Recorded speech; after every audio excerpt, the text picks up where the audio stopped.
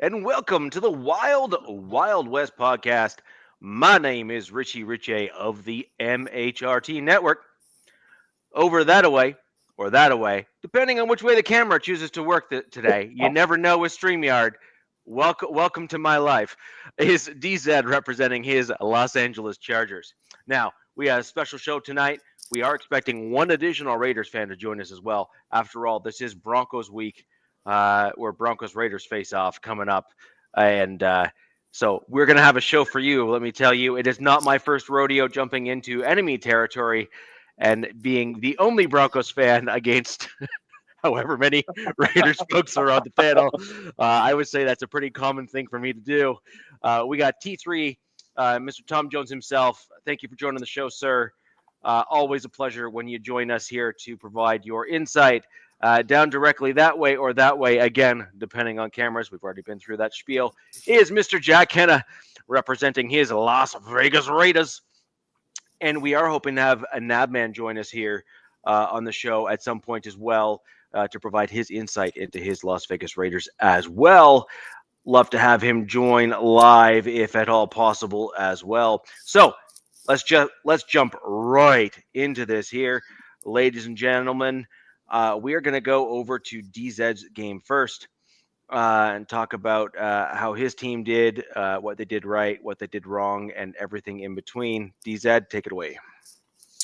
Well, it was another divisional battle. It didn't matter record-wise between the Chargers and Raiders at halftime. I think it was tied 7-7. 7-7.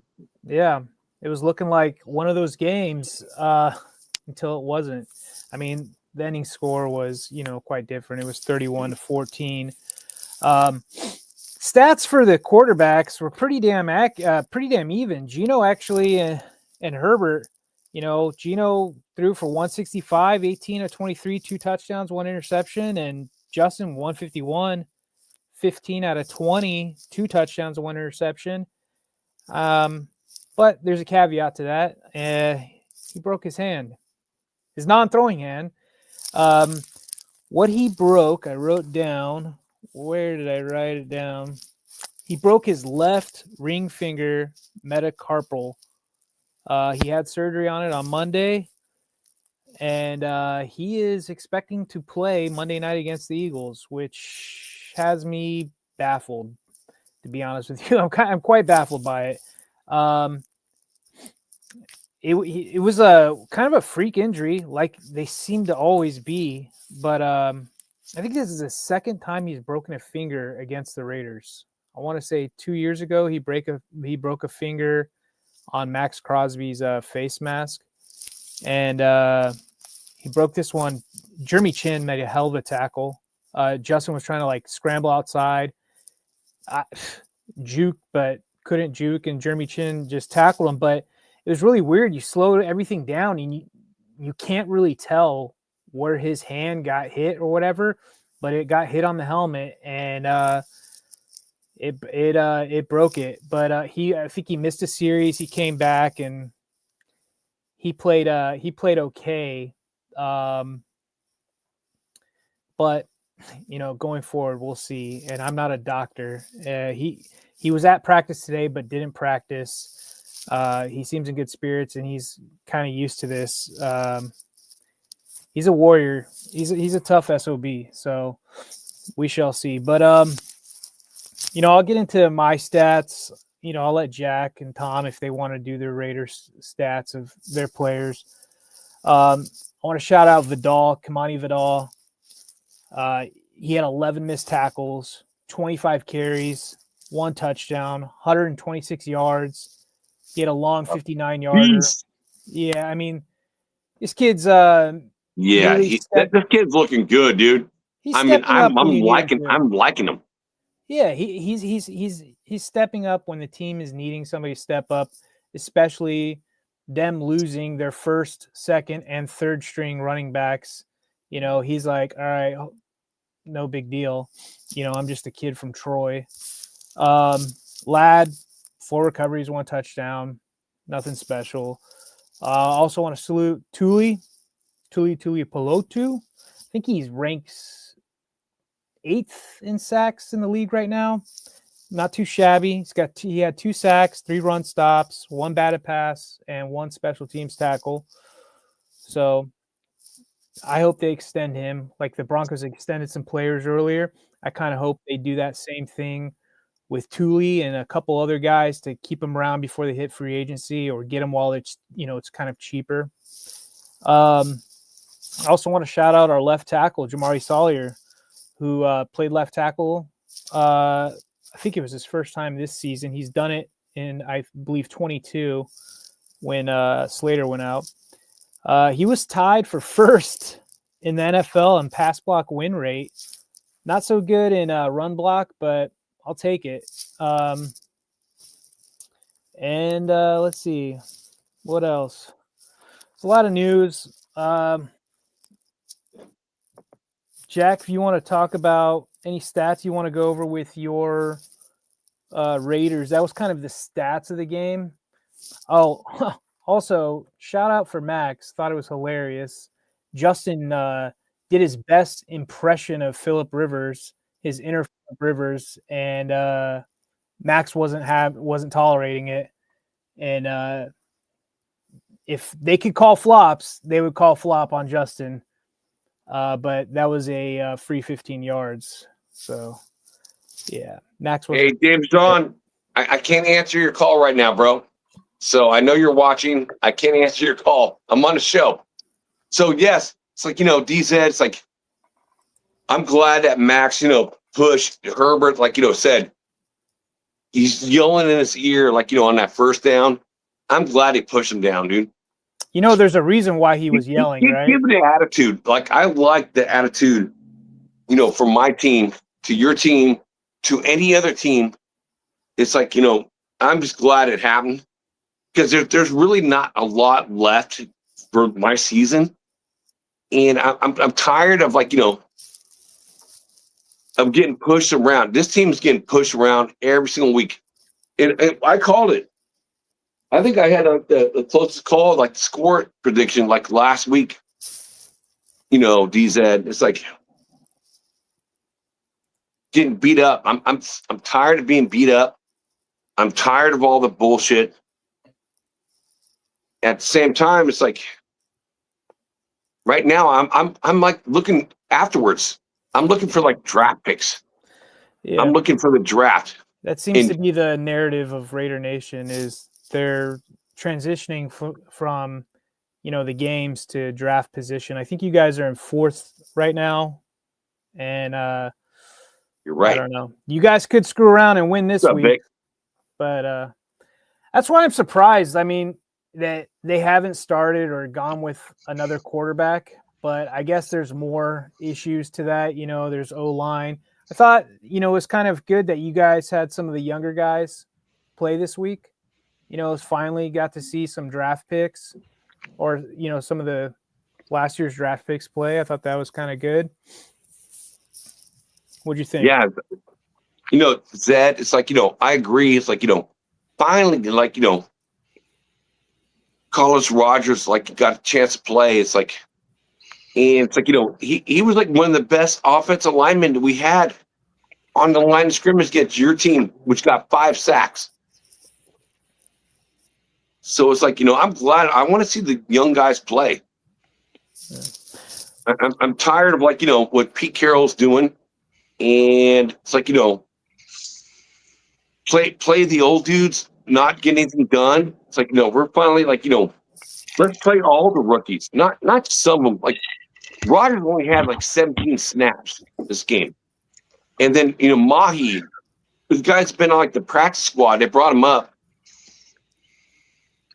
And then he played the rest of the snaps. It's like,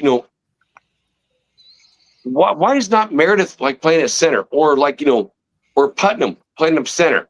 Again, it's Pete Carroll's son. It's like, who's doing like nothing. I mean, I don't understand. Every week, it's like I've talked about this the whole season with you guys. I don't understand what Pete Carroll's son and Brendan Carroll is like doing. We don't play any guys at all. It's like going backup to backup and like, playing guys that are not in the, like, played in their position. And Zed, congratulations to you, bro. 4. You helped me out, as a Raiders fan. And I don't want to win anymore. It's not that I don't want to compete. I want the Raiders to win, just win, baby, right? Yeah. Every single week, but they're so bad. They can't win in any single week. And then next week, I got to go against this guy over here, Richie, Tall in the Broncos. With that defense. I want to say this. It's been a rough couple of days for me. Oh, I see. Okay. So my friend and a friend to the show of this channel, and Gord Peterson, another Canadian. This hat right here, I bought this hat. If you guys can see it, I don't know if you guys can see it, but I bought this hat. It got signed by Lester Hayes. And I got my boy Gord the same hat, a different hat. And I heard that he passed away. And it's like, I've been struggling, literally. Like, as my friends, like you guys are my friends. And like Nab Man over there is my friend. And it's like, I've been struggling so hard with this passing. I didn't know this until the other night on Friday when Jeff 4-1 Raider brought it up. And it's like, I've been tearing up like, all week. It's like he's been my friend and we talk behind the scenes, everything else. So this show, Gord, for you, and he thinks about, you, Richie, because I know he's in your neighborhood. And it's like, when the storms that come in and when your trees are breaking off, you show the stuff like, send us pictures. He thinks about you too. It's like, Gord, I salute to you, brother. This, you mean more to me than any Raider game or than anything else. I lost a friend. So, guys, fuck, I'm sorry. Well, condolences, Jack. Certainly. I mean, that's anytime you lose a friend, regardless of where you sit on the spectrum of football, it's a big thing. My wife and I are getting ready to say goodbye to a dog that we've had for 12 and a half years this coming weekend. So I know all about loss, and of course, as Raiders fans, we know losses all too well. But I will say this: if you had told me at the beginning of the year that the Patriots would only have 2 losses at this point in the season, and one of those was to the Raiders, I would have laughed that one off. They had some good talent at the beginning of the year, but they had absolutely no depth. And this is what happens when you have a head coach in an organization that does 2 things at once. When they say, okay, we're going to build for the future and we're also going to win now. You can't do both. You can't tell your fan base, you can't tell your team, and you can't tell your organization that you're going to do 2 things that are so opposite. You either have to commit to one or commit to the other. This Raiders team has not done that. They need to go ahead and commit for a rebuild, and they need to let everybody know that. They need to let the organization know that, the coaching staff, and then once we've committed to the rebuild, Mark Davis has got to figure out who's running this clown show. We haven't had that in years where we've had one person to be in a stable position to run this thing before they get the rug pulled out from underneath them for about 1 or 2 years. So if John Spytek is the guy, I'm all for that. But Mark Davis is going to have to put the reins in his hands and say, okay, you take this and run with it, and we're not going to do the rug pull. If it's Pete Carroll, then this organization's in trouble because Pete Carroll is not in it for the long term. He is not a long-term stay. So the Raiders are going to have to make a decision about who's in charge, and then they're going to have to do 2 things. They're going to have to build up that offensive line through the offseason. They're going to have to draft at least 2 offensive linemen and a quarterback on a rookie deal, preferably in the first round, which means that the Raiders are probably going to need 2 first-round picks one to get an offensive lineman and one to get a quarterback. And the only other thing I'm going to say, and then I'll shut up for a while, is anytime you have a team that gives up 25 sacks in 4 games, you're looking for trouble. Yeah. Huh. I'm not sure I disagree. Nav, with you're on mute, almost buddy. Nav, you're on mute, but I don't think I actually disagree with almost anything you just said there. I think that the ownership group owes it to the fan base who have been extremely loyal to the organization. Like almost Like- way like- too loyal to a yeah. fault. Yeah. Like I think Like- Raider Nation is absolutely batshit crazy, way too loyal to the Raiders because your owner is showing he doesn't give a shit about you guys. For Yeah. 23 What- years, you've had 2 winning seasons, and this guy's Yeah. increased his wealth by billions. By Don't- billions. In 2011, they were worth 770 million. To 2025, $7.7 billion. And what Okay. have you guys had to show for the last 2 decades? D- If I was a DZ fan, I know. Go ahead, Nav. You're like the happier Raiders fan, but go ahead. No, I want to hear what he if I said. may- If I may, I fucking hate the Chargers. Sure. Sorry cool. for the F-bomb. But you make me like the Chargers a little bit more because you're a freaking human being that freaking speaks sense. Okay. That's right. Okay. So here's the thing, Tom, love you, man. Love you. And it's exactly the thing. We've been piecing these little pieces together over the last 10 years that mean nothing. It means nothing. And we go out and get these free agents that are freaking sitting on their freaking couch and shit, bring them in for a 1-year contract. Shit like that. We've been doing that for years. It's time to wipe it clean. It's time to wipe it clean. Mark, I'm telling you what, the freaking Aces and the Knights ain't going to freaking pay your freaking shit forever, because when you lose the nation, Mark, I'm talking to you.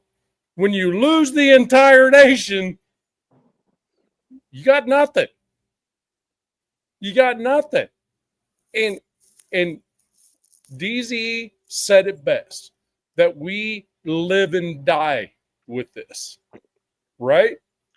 The Right. thing about it is we're to the point at a nation where we're done with that. We're not going to live and die with it.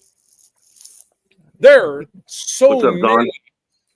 so many Raiders.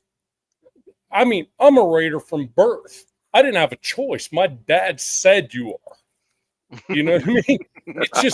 That's just, I mean, and my daughter's like, thanks, Dad. I'm like, well, okay. Well, it is what it is. And she goes, well, I'm thinking about, I'm like, well, don't think hard, because if you do, then I'm done with you too, because you don't give up on shit, you know? So the thing about it is it needs to be freaking wiped clean and rebuilt correctly. And the only way you do that shit is with youth. You need youth. It's that simple. Look around the entire NFL. Two exceptions, Andy Reid and Sean Payton.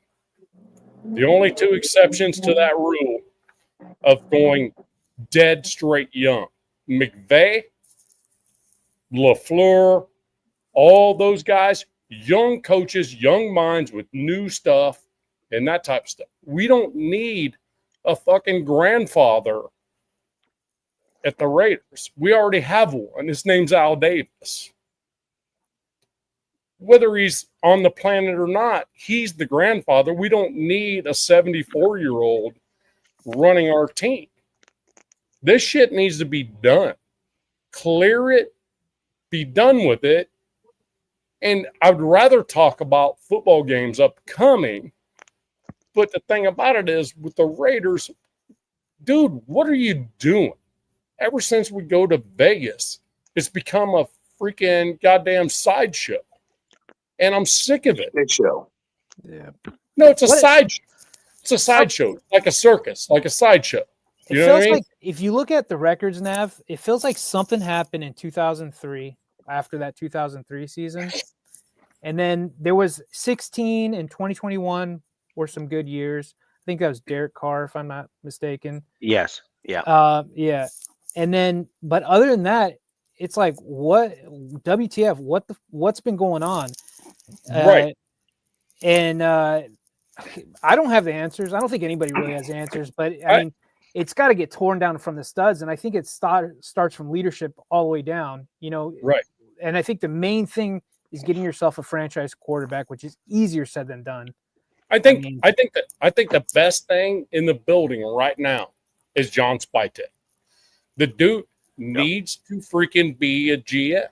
He needs to be able to do what he needs to do to build a team.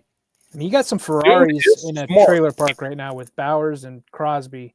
So Yeah, he's a young GM that has made great freaking calls on draft picks. But I think when it comes to free agency, he doesn't have a whole lot of freaking say in it. It's all being handed to the head coach, which shouldn't be. It's like, wait, hold on. Do we want all these one-year deals? Do we really want all this? We're trying to win now? No. I think Spytek from the beginning has been like, this is something I'm going to have to build from the ground up. I think Spytek knew this is going to be a ground up build. So I think what the challenge that you run into with that, Nav, is that, and look, to say I am empathetic to the position you're in right now would be an understatement. I went from 2015 to like 2023, 2024, where we did not have a winning season at all. And when I'm hearing what Tom said, what you're saying, and you know, Jack and I have already had these sorts of conversations on the regular, both in private chats and here on the show. Obviously won't disclose conversations in private chats, just the theme of them in terms of what we spoke about for the Raiders, which is, you know, in my opinion, you have three main pillars that need to be addressed. Number one, and this is the biggest issue because as fans or fanalists, we will not know the exact issues in terms of whose feet they lie on, right? I had the same problem with Denver. So I'm literally speaking from my own experience and saying the same things you are. You don't know 100% until enough evidence is laid out before you where the actual issues lay when it comes to building the team. You don't know if it's the president that's overstepping her bounds in terms of trying to control what the GM does. You don't know if it's the GM that is out over his skis or making stupid choices. And you don't know if it's the head coach that's being given way too much power and has no idea how to put together a roster. Now, you have some idea of that now with the Raiders because you've got multiple regimes that you can kind of span out over time. And then at some point, and this is where I landed with my Denver Broncos, and I was on, you know, live on air with these sorts of comments, so I can't run from them. Like they're go look them up, which is I was so happy when ownership changed for my Denver Broncos. With the ownership group that we have to the ownership group that we have now, because the former ownership group was always in a position of we want to maximize profits at the expense of the quality of football on the field. And then now you see the Walton Penner group, like basically Walmart on the football field in some regards. That like you see the ownership, like as in like the main primary owner of the team come out in a presser and say, money is no object. We want to win. And you see the difference, like the shift in like mental mindset of how the team is afforded opportunities. And I do wonder if there's some issues with that. That's different. That's different than what you guys went through is different than what we're going through. I never said it's the same, but my point is that if the mentality of the ownership group isn't I'm all in on football, and I want this football team to win, and this is like the primary focus of what we're trying to do. And you can look around the league. Let's be real. Both New York teams, I use that term very loosely. They're basically New York teams in name only, because Right. they don't Jersey actually team. yeah, they're Jersey teams basically. If you want to make if you want to be honest. And there's a few other teams across the league that we all know which ones they are. They basically field a whiz bang style team for the vast majority of the time. They pump out a whole bunch of press, and then they basically end up putting out ultimately a mediocre product on the field. And it's got to be frustrating for those fans. I was one of That's a them. fact right there. Yeah.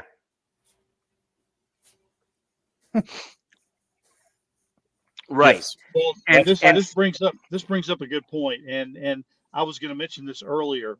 The fly in the ointment with this whole thing for the Raiders is we have a 10-time Super Bowl guy who is in Mark Davis's ear. Yeah. And he is starting to talk football, but he's doing this from a part-time perch up in the press box. He is saying some of the things to build the team, but he's not fully committed. And No. and I don't hate And he Tom can't Brady. be. but what happened- And Tom, he can't, and he Yeah. can't be. All these things that people are saying, Tom needs to do this, Tom needs to do that. He Yeah. contractually can't do it. Bingo. Yeah. Bingo. He can't. And I think Mark is listening to him too much. And there are little pieces here. Mark decided to keep the defensive coordinator on, and so told Pete, okay, this is what you have to work with. And the Chip Kelly hire was not a Pete Carroll hire. So all these things were kind of put together and pieced together and thrown into into Pete Carroll's lap. And everybody said, okay, well, this guy can win 7 to 8 games per year just because he's never lost. Well, again, that goes back to what I was saying before. You can't rebuild a team and then also say, well, this guy's going to step up and instantly double the win total for this team. While you've got somebody, a Super Bowl winner, talking into Mark Davis' ear, saying one thing, they just need to develop a firm foundation. Spytek is the guy who can do it, but the question is, will Mark step up and say, here it is, you run it. You make the decisions. You decide on the head coach. You let that head coach bring in everything and get everything set the way it should have been years ago. Because to be honest with you, Spytek comes from the right spot to be a great GM. He just needs to be given the opportunity to be one. So the other part is DZ can kind of have this mindset, what I'm about to say. The teams that are in here, the Broncos, the Chargers, and the Raiders, only one team has moved multiple times in 20 years That's true. to different cities and try to be competitive. Okay. The last time the Raiders won a Super Bowl, they were in LA, for crying out loud.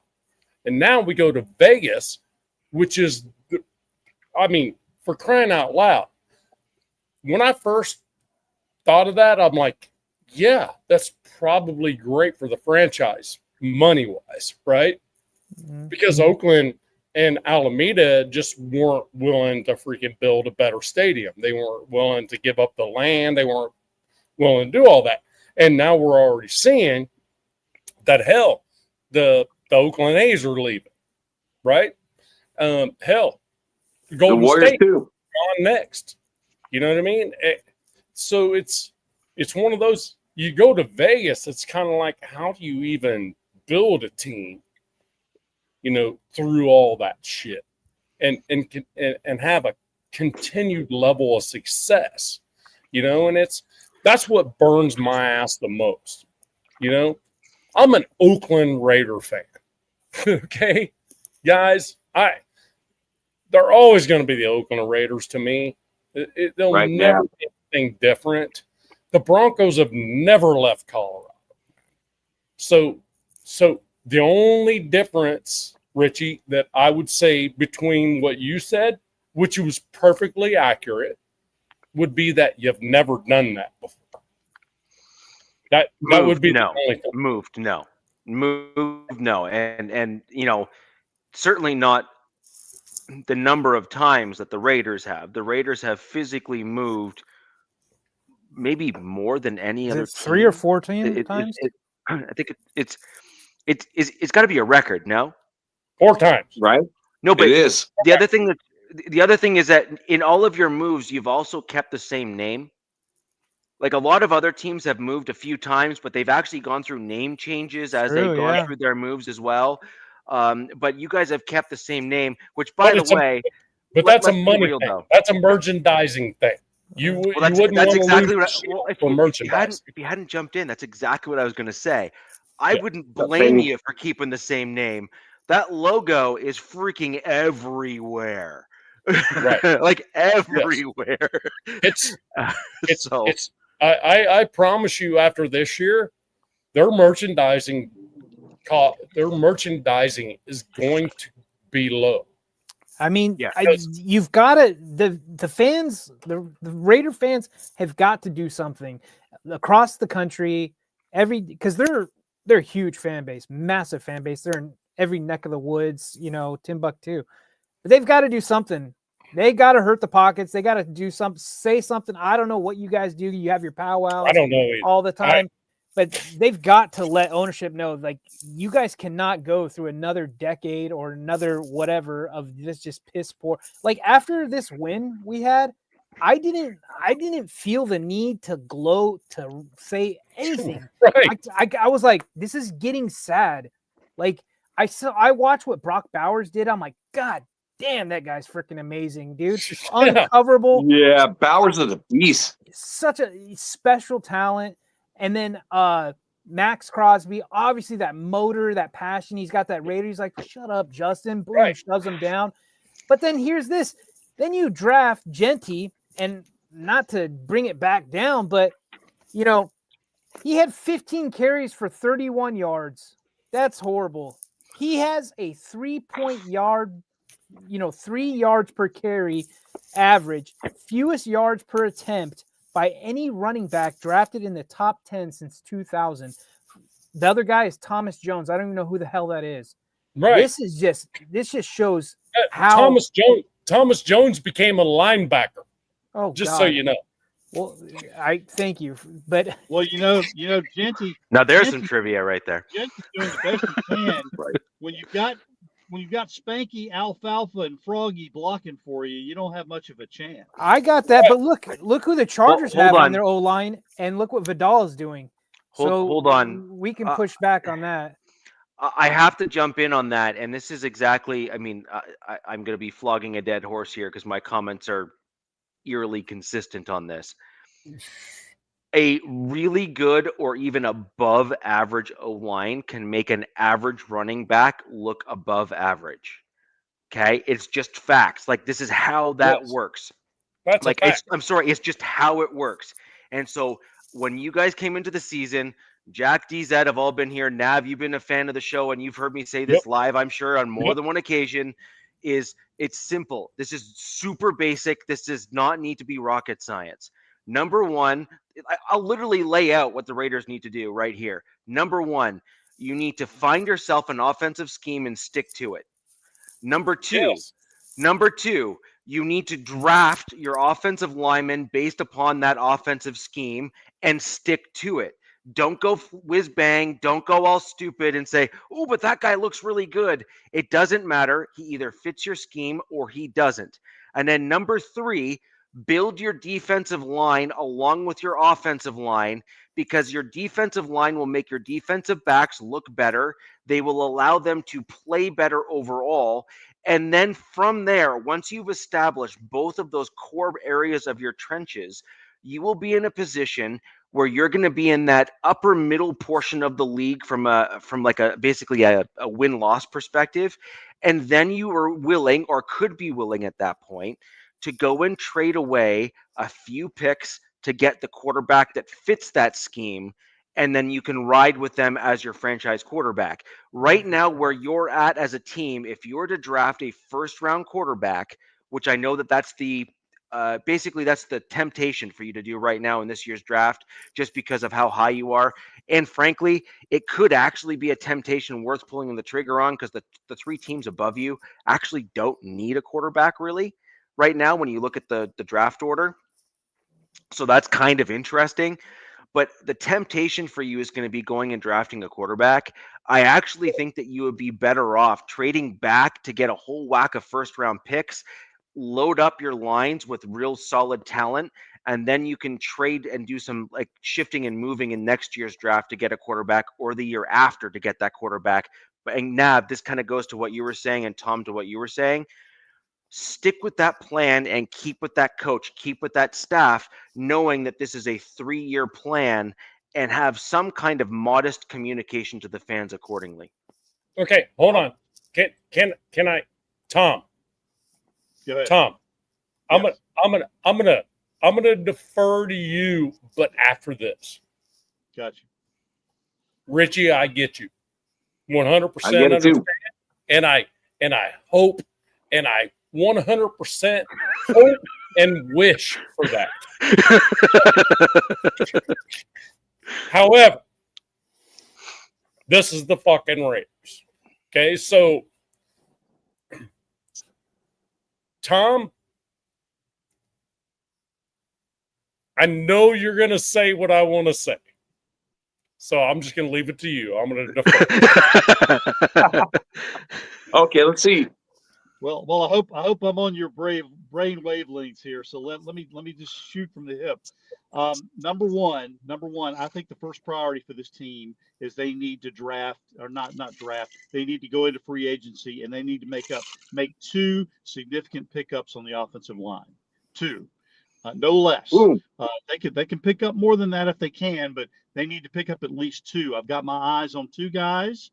I'm not going to say exactly who, but I've got my eyes Don't on say 2 guys Linderbaum right now if they can afford them. That's the only thing. I'll hold off on names because one may be surprising. So I'll just hold off for right now because, again, these teams may lock them up before they even become available. Yeah. The other thing is you do need to get a first-round quarterback, and here's why. The quarterback that they draft may or may not be the guy of the future. And I will point to this year's Indianapolis Colts team. If you'll recall, the Indianapolis Colts drafted a top 5 quarterback 2 years ago. Is he playing right now? Hell no. Is he probably going to see the field again? Maybe not. But you know what? That didn't kill them. They swung for the fences. They brought in a rookie quarterback on a rookie deal, and the fact that he didn't pan out did not hurt them because they continued to build the rest of their team. They were able to put other pieces in place. So again, they have proven that you can go and get a rookie quarterback and not necessarily have it decimate your team.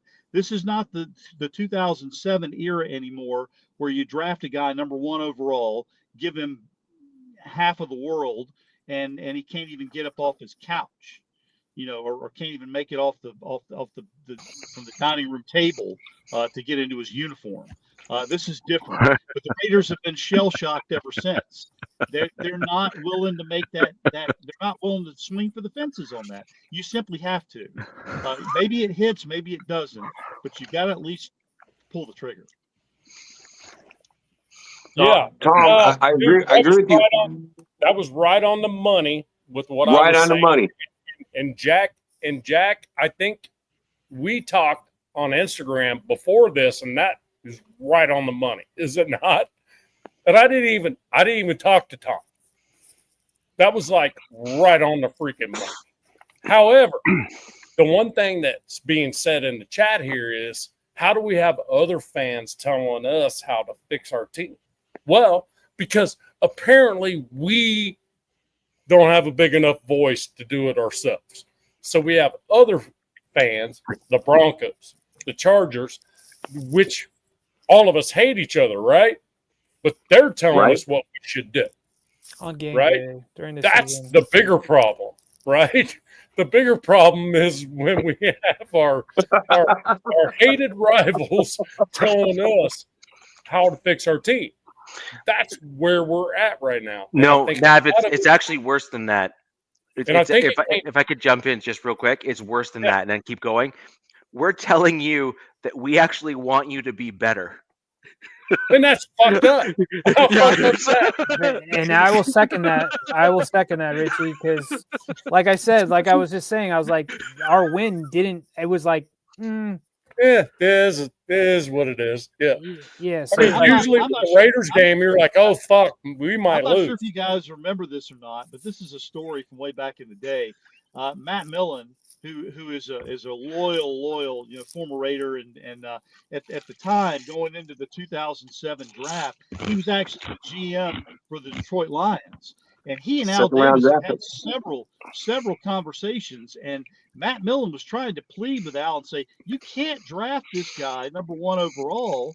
And Al was afraid that he was trying to set him up so that he would lose out on Jamarcus, and that Millen was going to come in and pick him at the number two spot. That just shows some of the level of paranoia that when you have somebody at the very top who has in his mind what's going to happen, is not willing to listen to anyone. That's what's going to happen. And something else that you all may or may not know, Richie, you may know this. I think it's been talked about probably in Denver Straits, but in 2003, the year that the first year that the Raiders were in the season after their Super Bowl colossal failure, and the whole 2003 season came and fell apart. The guy that Al Davis actually wanted to come in and coach the Raiders was a young coach by the name of Sean Payton. Yep. Damn it, Tom. I've heard that before. But love it, Tom. I'm not sure that Peyton would have been the same, because he had the unwavering support when he ended up going into New Orleans from the ownership there. Like in that first year where kind of everything aligned after Katrina and all that kind of stuff. I do question whether or not you would end up with the same coach, the same outcomes, the ability to do things and maybe have them not work out, but stick with it and have it work out in the end, that kind of stuff. Like that matters a lot, actually. And it would have been interesting, but I'm not sure that Peyton would have lasted longer than 4 or 5 years with Al Davis. No, and Peyton's a strong personality in and of himself. Like he's kind of got that, like, I'm going to tell you something no matter what, regardless if I'm a coach or not. And because, he feels that if you want me to be the captain, then you should respect my opinion. And I think that's I think that's not a bad trait, actually, for a head coach to have. I think that's a pretty good trait, because I think it's fair.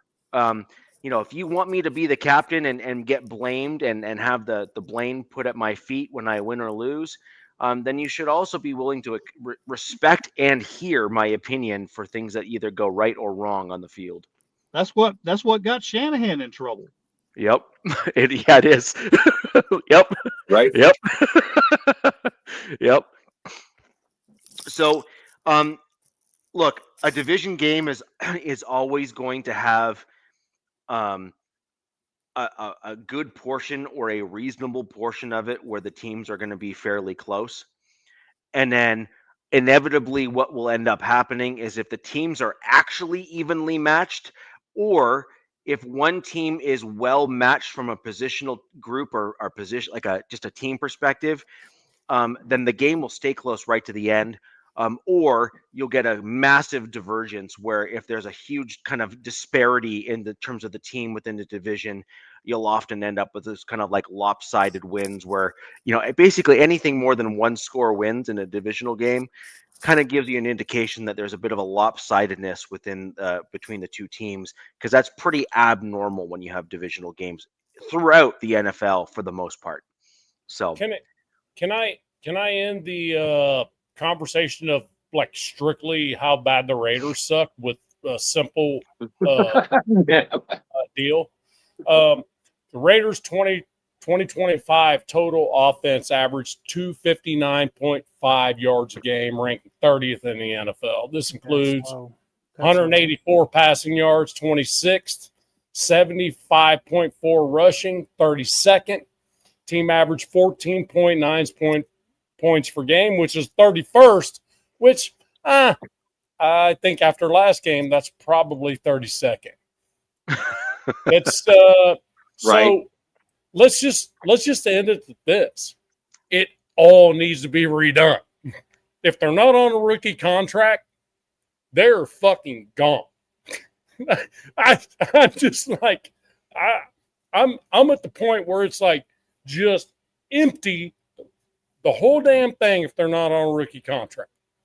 And kill the coaching staff, go freaking get more, do it again. If it doesn't work, do it again. I don't give a shit.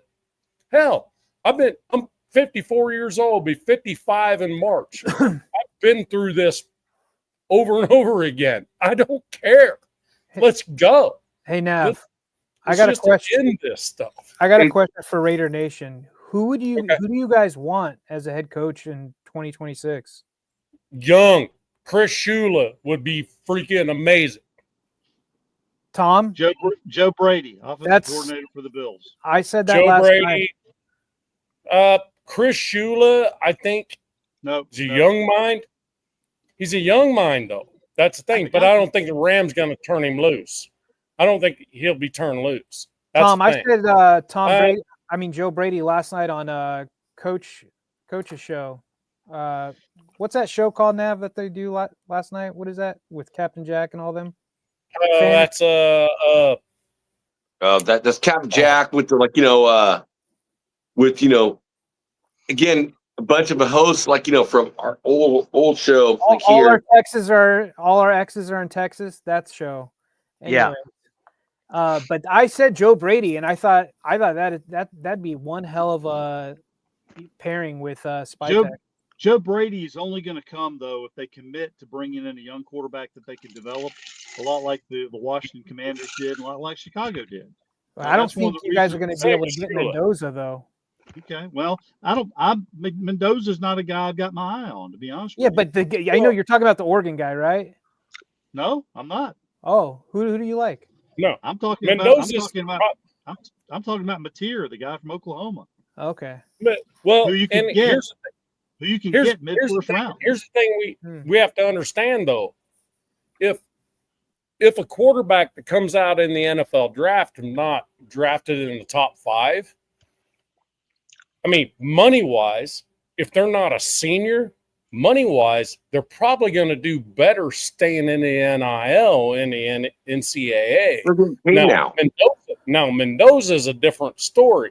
The dude wins the Heisman. There's nothing else to prove in the NCAA. And from what I hear from the college guys that I listen to, look, I'll admit I'm not the biggest college guy, but I listen to guys who talk it every day and follow it. They say these quarterbacks coming out, there's only one of them that's a franchise quarterback, and that's Mendoza. And they're not high on any of the other guys. They say this QB class coming out is pretty trash. Yes. So, yeah, Tom, I know you like the other guys, but that's just what I hear from those guys. So that's why I'm like, if you have a shot to get Mendoza, like right now, Raiders are at what, pick 4? 4. So I'd have to get the draft order, see who needs quarterbacks, but they might have to jump ahead or None. That's what I said. No, that's the weird they thing. don't have to. Or maybe That's they the don't weird have thing. to. Yeah. None of the other three teams ahead of them Need a QB. are really scrambling for a quarterback. No, Titans won't be. Titans won't be. Right. Giants won't be. I mean, No. it's just the one of order those here. where Here. What's That's the one of order? those where, Oh, okay. like Titans, okay. Tom, Thanks, I have Jerry. to ask you. Tom, Jack, I have to ask Yeah. you. If for whatever reason, I think what it'll come down to, Mendoza will have to win the Heisman or a Natty in order for him to come out to the NFL. I would think it's funny though if you guys do get an Oregon guy and there'll be 3 Oregon Ducks in the AFC West. Would be pretty hilarious. It would be, but the thing about it is Mendoza will either have to win the Heisman or win the national championship in order for him to come out because he is a junior. Okay. I grew up in Indiana. I don't know if you guys knew that. Indiana Hoosiers football has never been worth a shit. Surprised the hell out of me this year. It's all been basketball. So this year I've been following them very closely. And Mendoza, the thing about Mendoza, he has this freaking switch in his brain that just turns him into a freaking clutch guy. He's like, I'm going to make this throw. You know what I mean? He's that guy. Now, this is in college. We had those dudes come to freaking NFL and not be well. But I will tell you this. If Mendoza wins the Heisman or the Natty, he will come out as a junior. But if he does neither one of those, I think he'll stay. I honestly think he'll have unfinished business. I've met this guy. I've met this young kid. He's a monster too, by the way. He's just a freaking monster.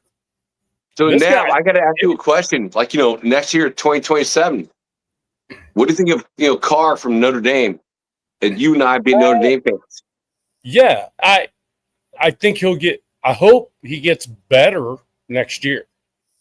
He's looking awesome this Can't year. go to the draft this year. I mean, he's a redshirt. So Right. but the thing about it is, yeah, that's something to watch. But Notre Dame hasn't impressed me in any way, shape, or form other than CJ Carr. In any fashion whatsoever. As much of a Notre Dame guy as I am as far as a college and that type of stuff, they're really not that good as a team all the way around. So, look, but really kind of talking about Mendoza. So, if that dude were to come out, he is 100% day one, number one pick. There's no question in my mind. He is NFL ready. He looks like Peyton Manning, but runs like Lamar Jackson. I mean, it's ridiculous. It's this weekend we're going to find out just how good IU is. If you guys aren't watching Ohio State IU, I don't know what you guys are thinking, because that's going to be a damn good game, because their strength of schedule is damn near the same. Their win-loss or their wins by are about the same. I think IU's defense is better than Ohio State's. Many people will say I'm a freaking idiot on that. IU is more aggressive upfield. So, anybody know what OSU's quarterback's name is? Yeah, he's from Carlsbad. It starts with an S. What Right. is that? Right. The heck's his name? He's a true freshman. Just saying. Just saying. Saying, yeah. Right. I call him just saying. Just saying. He's. I wonder what he's going to look like in a few years. You don't know who he is because he's not Mendoza.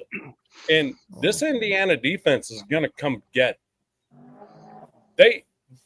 That defense is predicated on win and lose on pressure.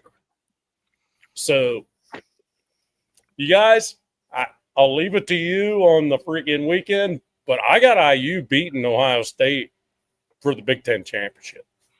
I really do. Those are bold words, Cotton. Bold words. But that I do think it's certainly possible. Like, it's certainly possible. Getting it back into the divisional games and stuff like that. Yes. I just want to quickly reel it in a little bit. We're gonna go ahead and just kind of quickly talk about the Chiefs' loss, obviously, which was a big deal. How about them boys? How about them Cowboys? And Nav, Tom, you will both appreciate this comment. And this goes back to what my comments about the Raiders were as well, which was the Cowboys made two moves that were substantial at the trade deadline. Two. Both of those moves were in the interior of their defensive line, and both of them were for either mid or upper mid or even upper echelon guys at their positions in the interior of the defensive line. And the result has been a defense that looks completely different. It looks completely different. The scariest team in the NFL, right? Like Frank Clark and Quinnen Williams. Yeah. Yeah. Like if you're going to be honest, Kenny Clark. yeah, Kenny Clark. yeah. Kenny Clark. Yeah. But like let's be real, the Cowboys defense was seen as a joke to start the season. Literally, it was the laughing stock of the team. Is that their offense was great and their defense sucked. And then now you're seeing this like two dudes come onto the team, and all of a sudden their defense looks like night and day difference. They're actually looking competitive, and their offense is able to stay off the field, get rested, and all that kind of stuff, and come on and continue to perform. That's exactly what I keep on saying on the show in terms of the defensive line and the lines. When you have a line that can do stuff like that, it makes a tremendous difference for your team in terms of how you can perform in a game. Like it just does. So that's all I want to say about the Chiefs. I will say that it is certainly put them in a you must win out. Yeah. And we'll talk about their game coming up this weekend. But let's just say that will be a tall task. Okay. And Hey, can I mention one thing? yeah. The Cowboys are also going to get back Trayvon Diggs this coming week. Yes.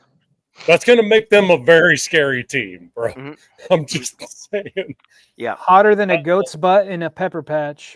Yeah. But I will also nice.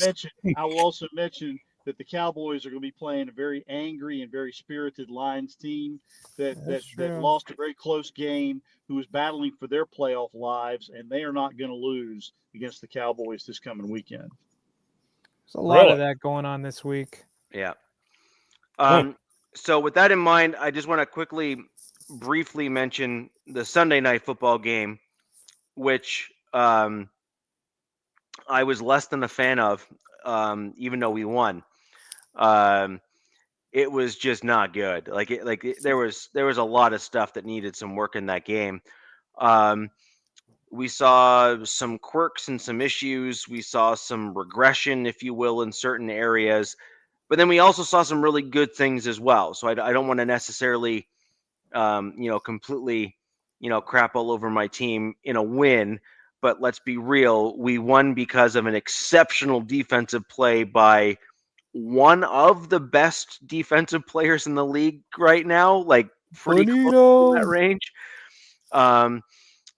The one thing that we did see in the game, which was an abnormal thing for my Broncos, is that we barely got any sacks or real pressures in that game, which was really weird. And I do think that abnormal. And that's just weird. It was like very abnormal to see. I wonder if that was a game plan or if that was like an underestimating your opponent thing from the defensive I think it was line. familiarity, Richie,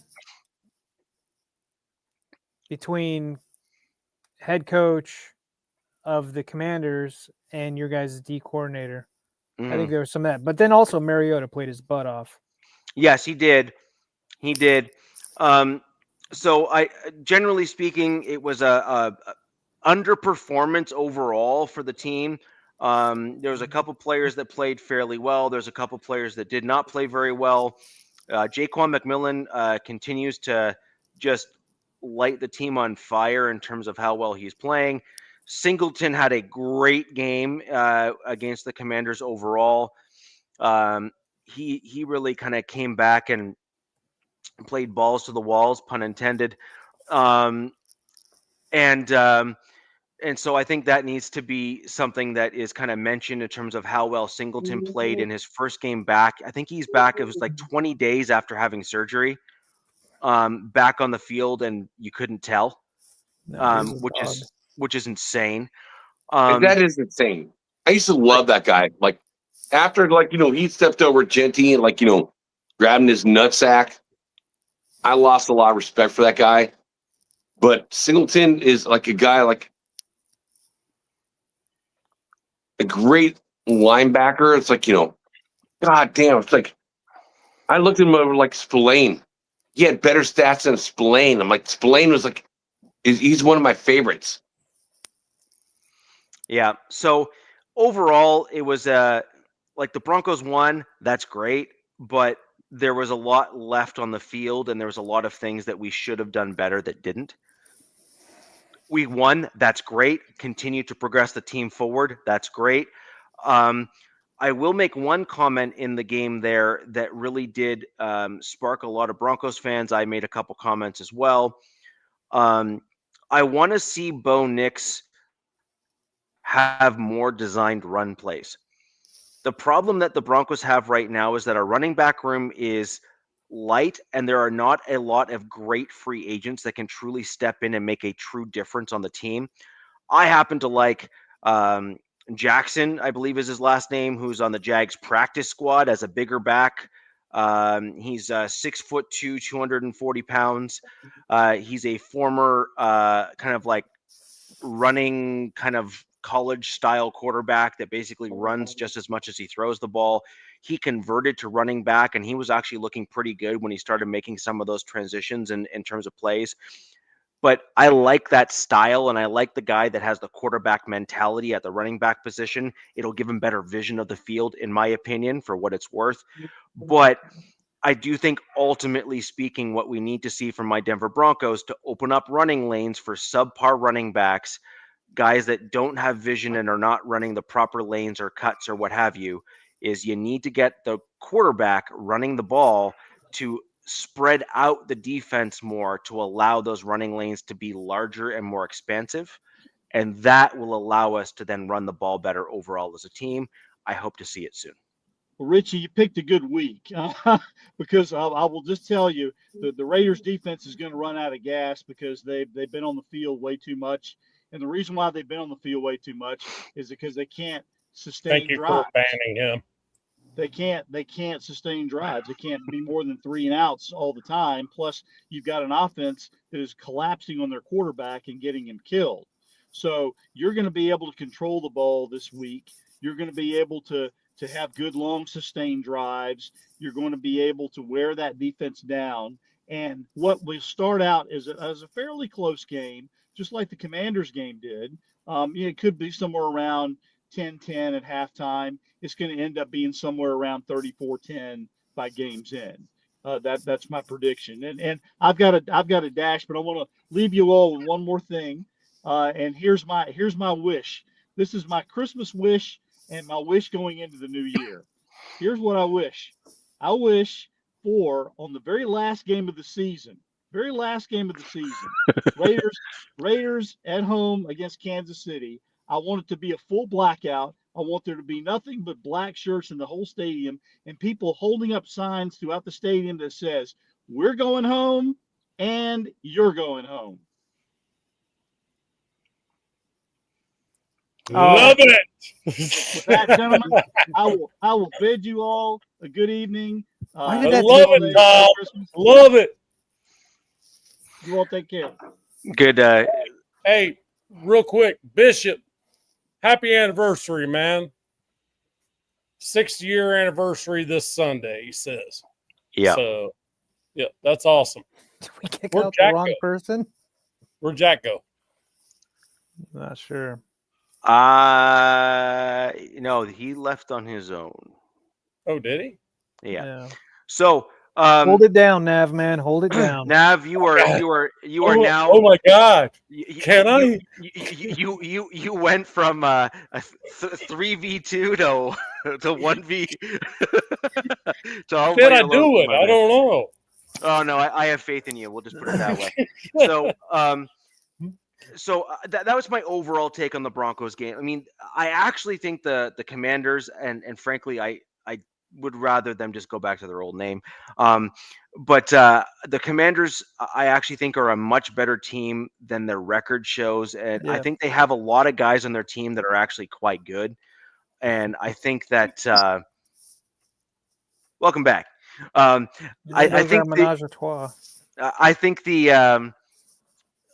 just think the Commanders are a better team, and I think you're going to see a couple games this year where their team's going to kind of bounce back and play a lot better than they have been.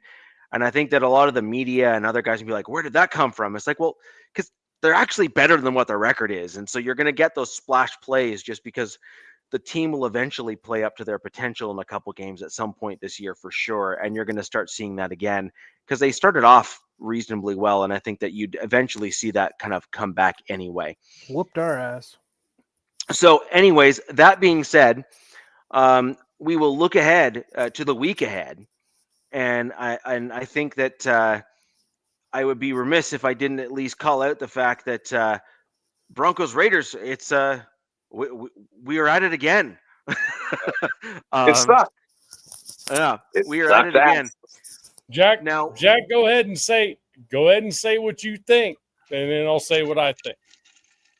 Man, it sucks because you know what? Our team is so bad, and the Broncos are so good. I hate seeing this.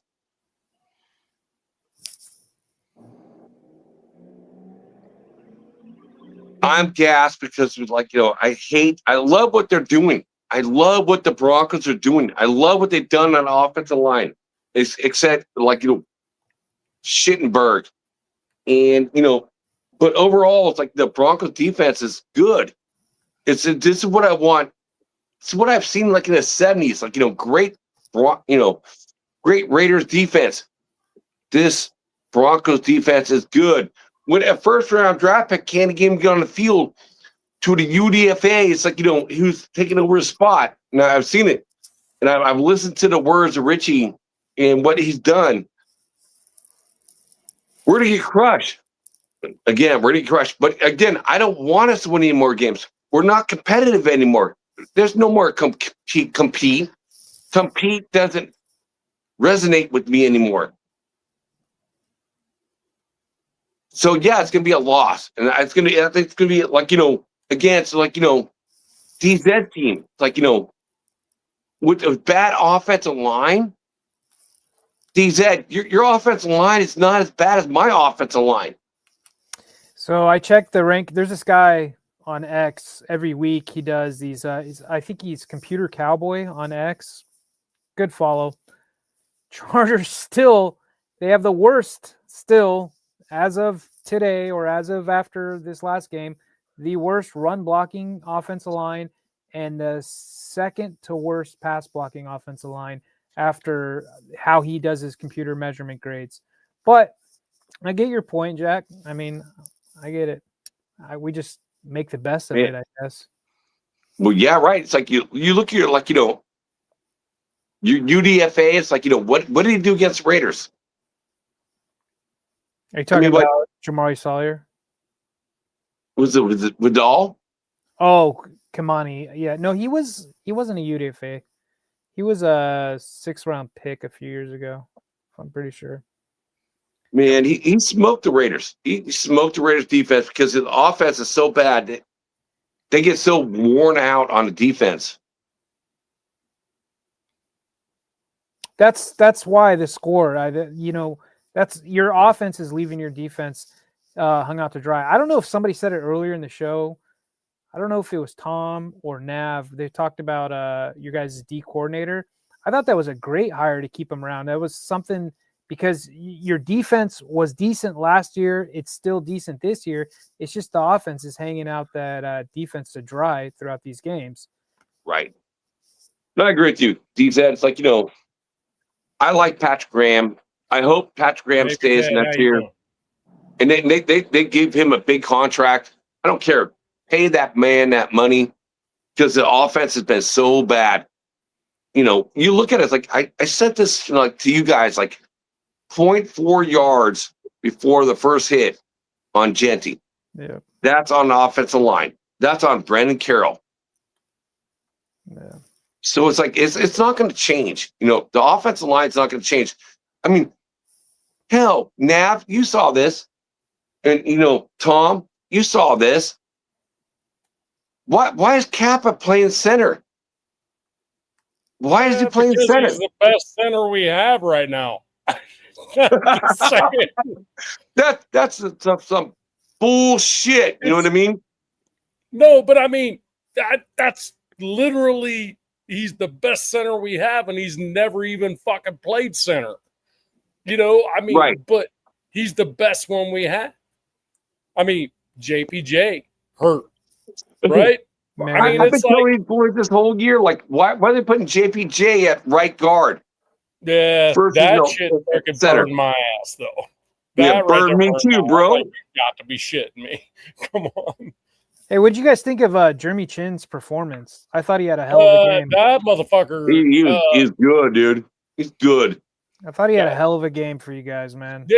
I just hope we can keep him as a strong safety because that's what he needs to be. Right. Every I agree. time he steps up into that free safety spot, he gets his ass handed to him. He had 17 tackles, 8 solo. Like, dude, Right. He needs to Bust- be a strong safety. That's what he is. He's a strong safety. I like And that. he's number 8, strong safety in the entire NFL right now. So yeah, they better extend him. Yeah, I liked his play. I I didn't would like see- him hurting my quarterback Well- hand, but oh well. Well, Chin's one of the few that actually is on a 2-year contract. Right. You got one more year. Yeah, extend him. what Tano's saying is extend him. Yeah, extend him now. I Yeah, agree. I would say Chin needs extended. There's no question. Chin, extend the chin, extend the chin. Extend the chin. Yeah. Yeah. So And Richie, going against your Broncos next week, I don't expect them to win. But all I want is I just want to see Geno to be better than your quarterback. That's all I want. It's like I don't expect him to win. I just want Geno to be better than your quarterback. That's all I want. Jack, what's in those Sierra Nevadas, man?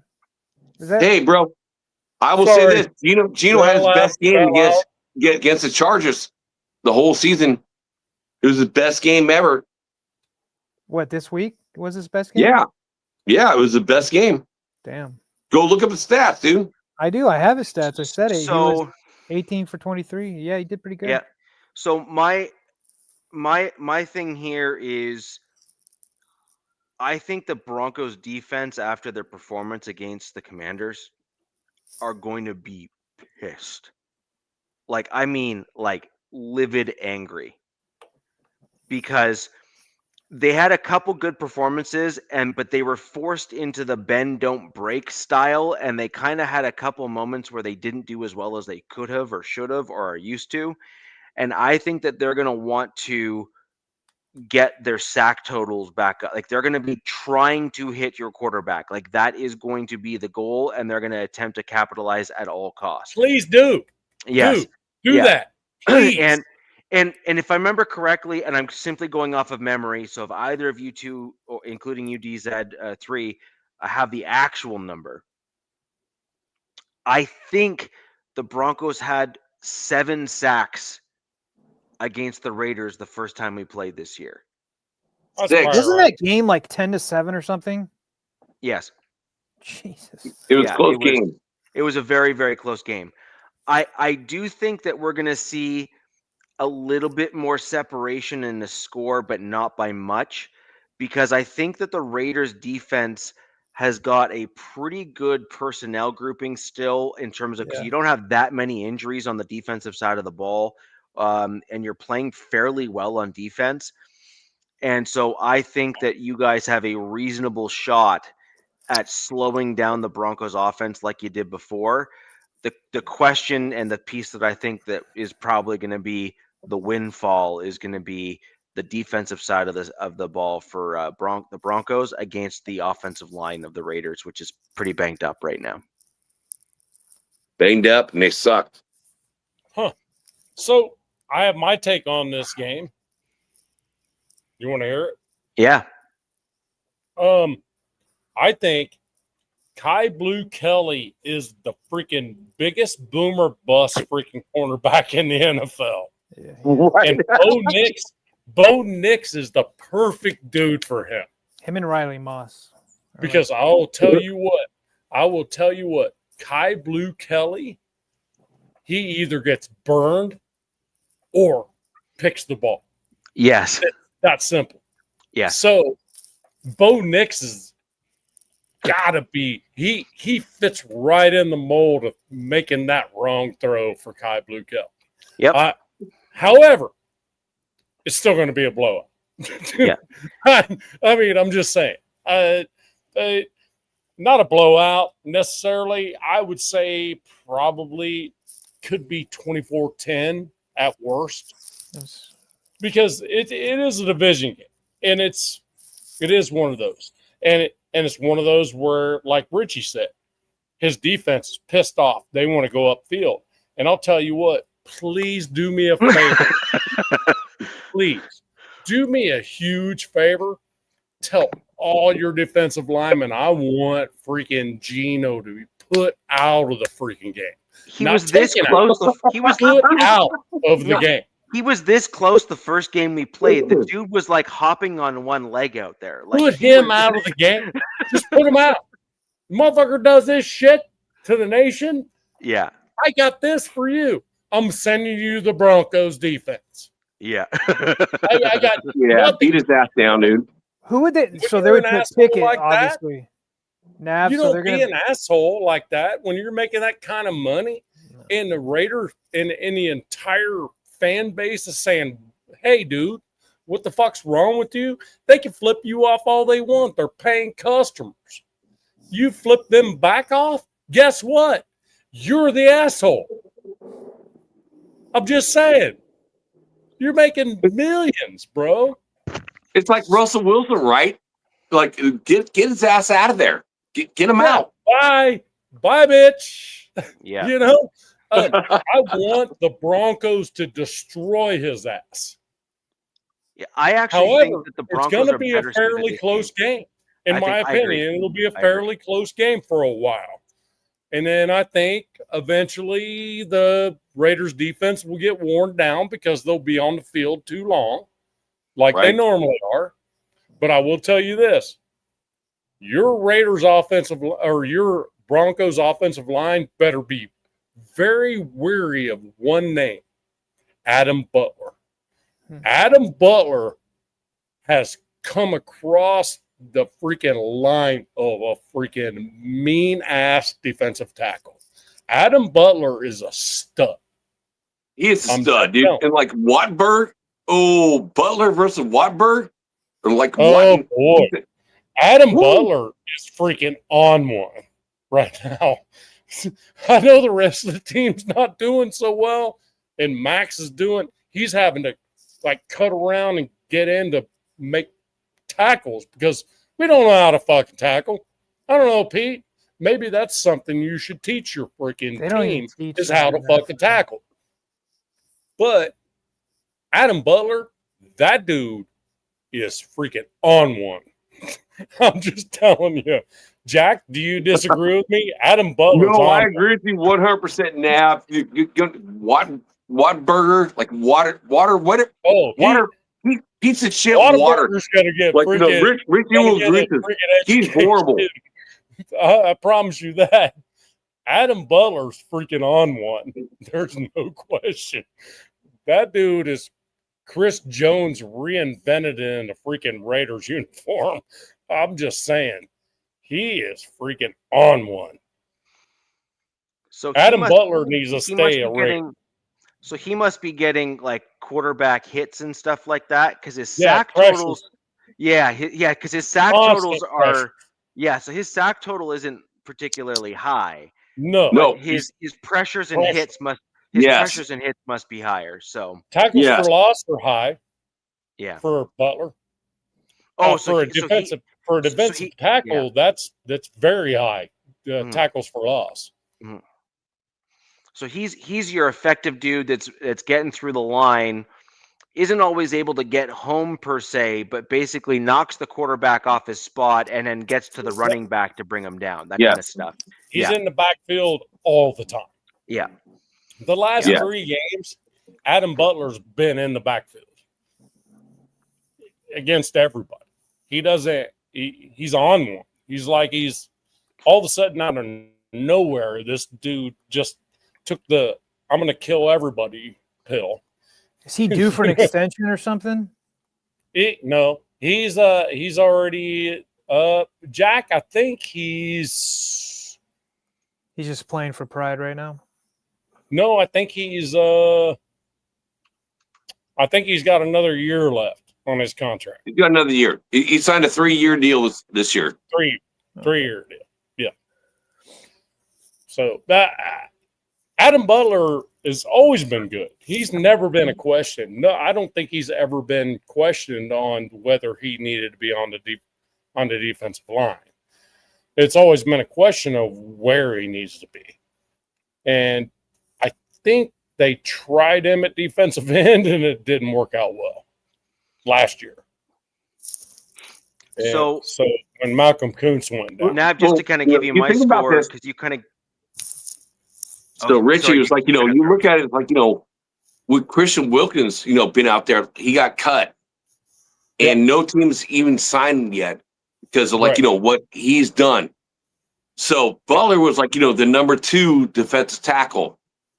But now he's put in a position like, number 1, and he's still stepping up. Adam Butler is a problem in the middle. He's a problem. So Richie, all I'm saying is we're not going to beat you. I don't think we're going to beat you.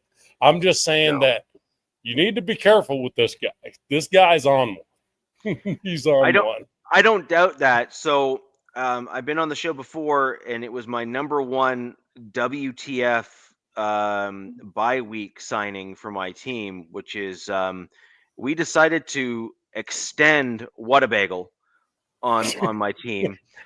And I just don't understand. Like, I really don't get it. Like, as an example, if you look at the pressures on the quarterback overall, like just generally speaking, they're all from the center. They're all in the dead middle of the field. And it's almost always because Wattenberg either overbites on the play, turns his body, which is basically opening a lane on one side or the other, takes a step too far up, which then that's what I mean by overbiting, and that allows guys to get around him beside him, or he gets pushed back. And a dude that eats that many bagels should not be getting pushed back, right? Like, he's got too much weight to him to get pushed back like that. And that's a huge problem for me. And especially when you have Quinn Miners, who's a very aggressive player playing to his right. And then you got Palcho. You got Palcho, who is a legit starting right tackle at the NFL level. And he is playing lights out at left guard right now. And so I would literally. These dudes in the chat are I know. killing me. Yeah. I'm reading some shit. I would say this, Richie. I still like, your right tackle, McGlinchey, Notre Dame guys, like he's done pretty damn well overall. In the beginning, you were pretty harsh on him, but he's still a good guy. He's a good player. Jack can't Literally, take his he's a good Irish player. glasses off. Okay, he's like, wait, he played at Notre Dame? Yes. How about that? Yes. Raiders need to be all Notre Dame players. That's the way Jack would do it. Let's just Notre Dame. So no, Jack, but Glinchey is a good Notre Dame player. Like, again, Knapp, look, go back in time, right? So there was a coin flip between the Niners and the Raiders, and the Niners won it. So they got McGlinchey. So we traded back a 3rd and a 5th round pick, and we got Colton Miller. Man, I'm glad we got Colton Miller. That dude's a beast, dude. He's been solid, year after year after year. His first year sucked as being a rookie, but overall, left tackle is one of the hardest positions to transition to the NFL. He's only been hurt the last 3 years every year. So, just saying. Usually on an island. Yeah, but left tackle is one of the hardest positions to transition to at the NFL level because there is a lot of technical hand placement and technique that needs to be applied at the NFL level. At the college level, you could get away with just simply being the best athlete on the offensive line and typically do well enough to do well. So that's a huge thing and a huge difference at the NFL level coming into being a left tackle. That's why it has such a high failure rate in the transition from college to NFL. And that's also why teams try to extend those dudes like as quickly as possible once they know they're going to work out. Quickly back on your comment on McGlinchey. McGlinchey is an above average right tackle. However, he has huge gaps and holes in his game in terms of, and what I mean by that is he does really well in certain things. However, the things that he does really badly at, the dude sucks. Like, and I mean like bad. Richie, one of your own people just freaking like glitched you right there. Where? Denver Prod right there in the chat said Broncos about to win it all. Why do you say that? Don't ever do that. Don't ever say Broncos that are winning shit the Super as a Bowl. freaking They're winning the fan. Super Bowl. They're winning the Super Bowl. Don't They're ever winning the do Super that. Bowl. That's a Cowboy fan right there in the Broncos. As a Broncos fan. Yeah, Right the thing here is you need to give your opponents the respect that they deserve. Like I said, even on last week's show, and I said live on X and stuff. Like and I said to Corey, who was on the Warpath show as well. Like that's a much better team than their record. Like they are a good, solid team, and they are better than you think they are. And yes, their record isn't great, but they are a much better team than you think they're going to be. The Raiders, when they play the Broncos, just like when they played the Chargers, kept it close for a good portion of that game. And then, yes, the Chargers did, in fact, pull away and they ended up winning.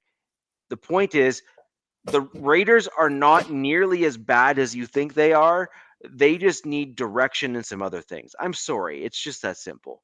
We need to stop like slandering other teams, because at the end of the day, let's put it this way. My team would kill to have Max Crosby as a defensive end. With Cooper and Benito? Every team would They're want outside Max Crosby. backers. Who would you trade? Who would you trade for Max Crosby right now? Who? And how many draft picks? Oh, I would never do draft picks. No, I'm just saying. We give you to. Max Crosby, how many draft picks and what player? Benito and some picks.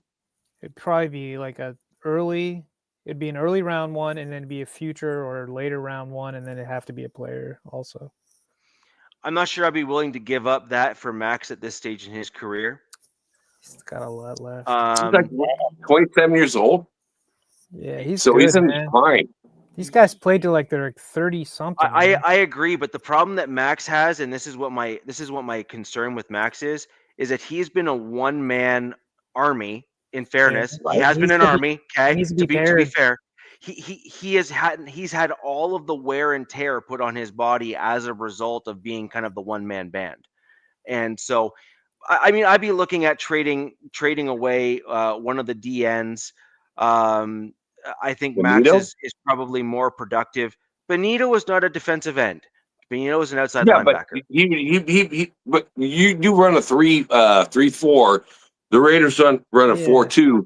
So he would be a defensive end in the Raider scheme. So what would you say? I wouldn't trade Benito. I think it would be more. I think that's kind of like an equivalent. I think that Max would make a great addition on the other side of Benito. I think you could look at replacing him with Allen. I think would be a reasonable comp. He's an aggressive interior guy.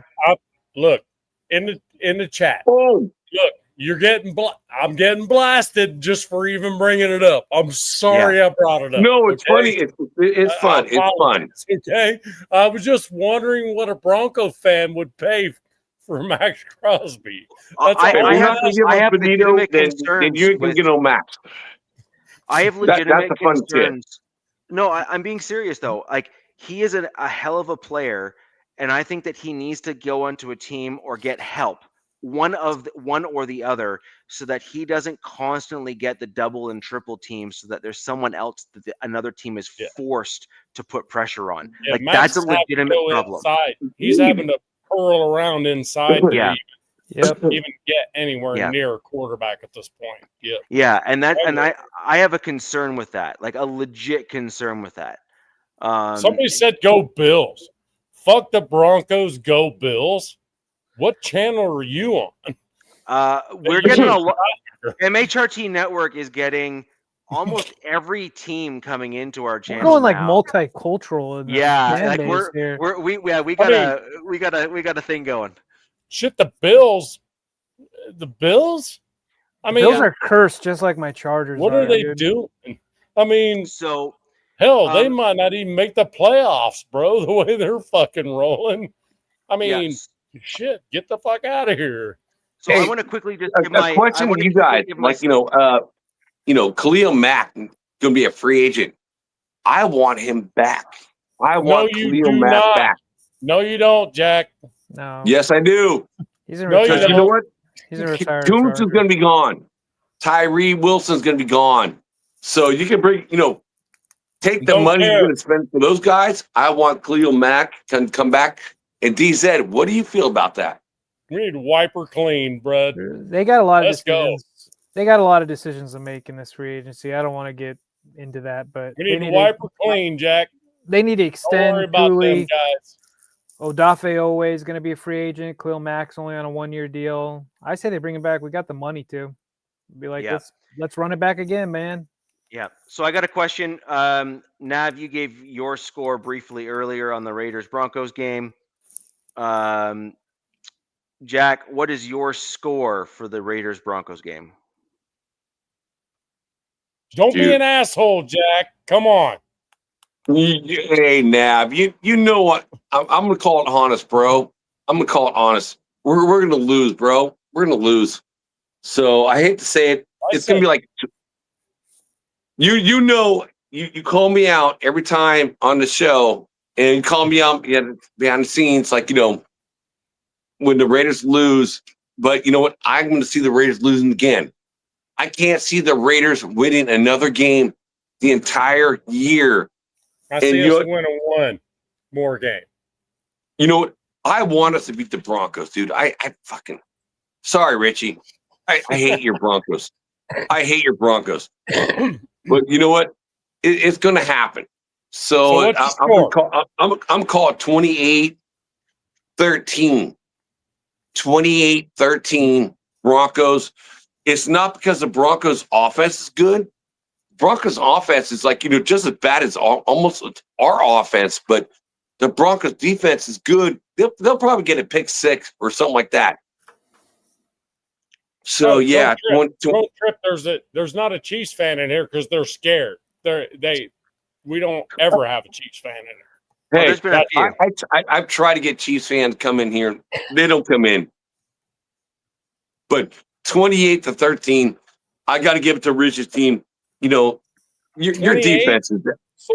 So what you're saying is the Broncos are going to score 4 touchdowns and not kick a single field goal.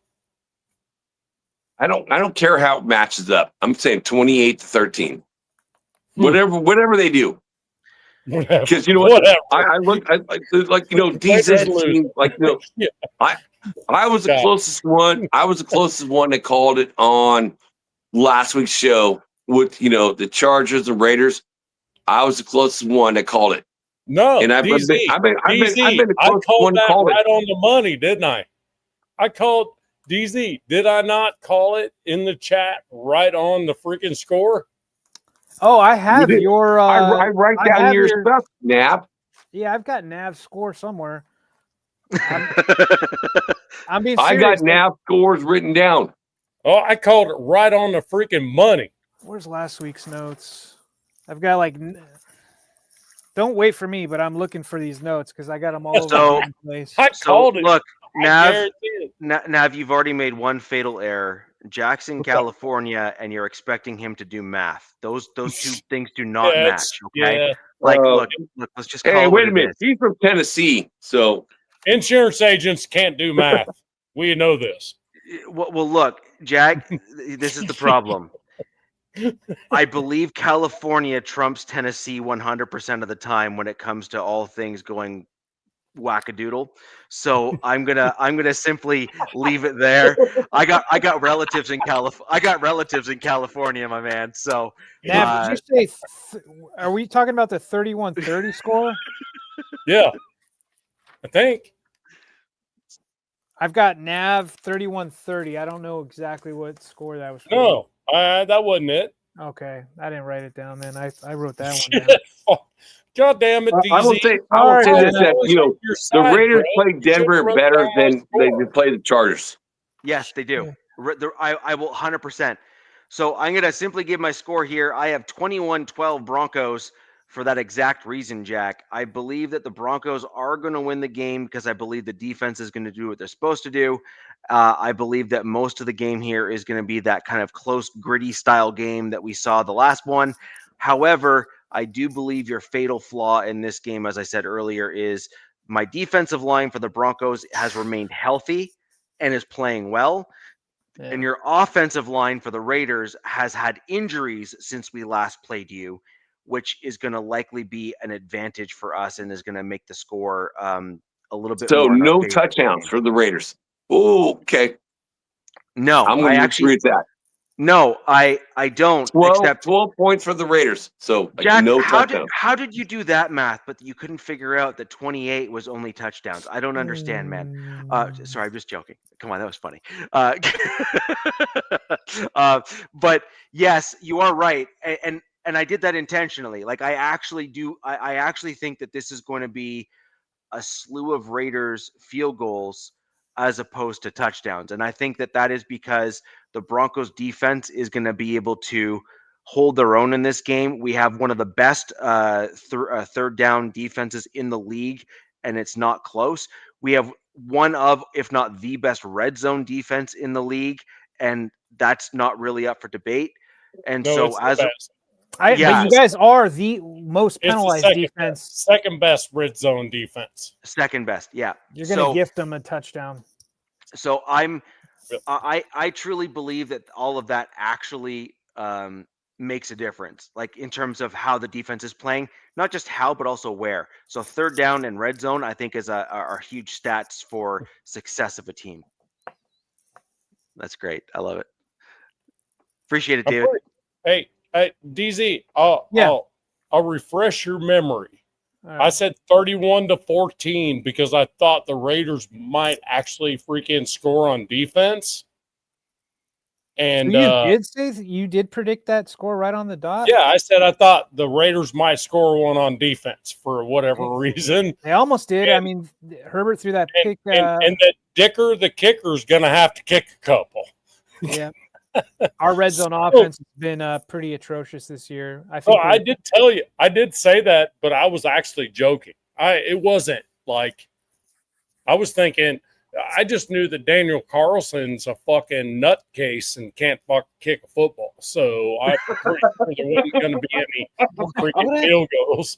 So I mean, literally brought in a freaking a kicker, Greg Joseph, that nobody's seen in like 5 years. I remember Greg. So it's kind of like, what the fuck? Rams, right? Greg Joseph, Rams. Wasn't he a Rams kicker? For some reason, I keep thinking Jags. Rams or Chargers. No, he wasn't a Charger. No, just the uniform. Like, the only reason it sticks to me is the color of the uniform. When I think of the Rams, I think of Walmart. I can't get Walmart. I don't have that. Yeah. But I was like, yeah, 31-14, whatever. He said, do not bring back, hopefully you're charged to never bring back, the hot dog, mustard colored, uniform. That has to be retired this year. They cannot bring that mustard shit was fucking terrible. Tell me about that was horrible. That was out of here. We saw that preseason. We're like, what the fuck? They're like, oh, this would be a great idea. Said nobody. I'm like, looks like they got peed on. I mean, it's like, come on. Yeah, that man. So DZ, what's your score prediction? You have the best jerseys of in the NFL besides the Raiders. So I think the Raiders can do something funny here. They could win, but I think they're in full on tank mode the way they keep running it. No winning. No. Don't worry, Nav. Don't worry, Nav. I'm not going to give you hope. I think it's almost a similar score to the Chargers. I think I put it in the chat. I've got it 27-13. Like you guys said, you guys play each other a little differently. Broncos, Raiders played a little different style. And I think Brock's elite still, even though with that elite secondary that I think the Broncos have, and it looks like Surtain might be coming back as well. He's already back. Yeah, so I saw him ready to rock and roll this week. Something about Brock, man. That guy, it's all tight ends this year. Elite tight ends in the NFL. That slow release, it's almost like damn near nothing defenses can do about it, right?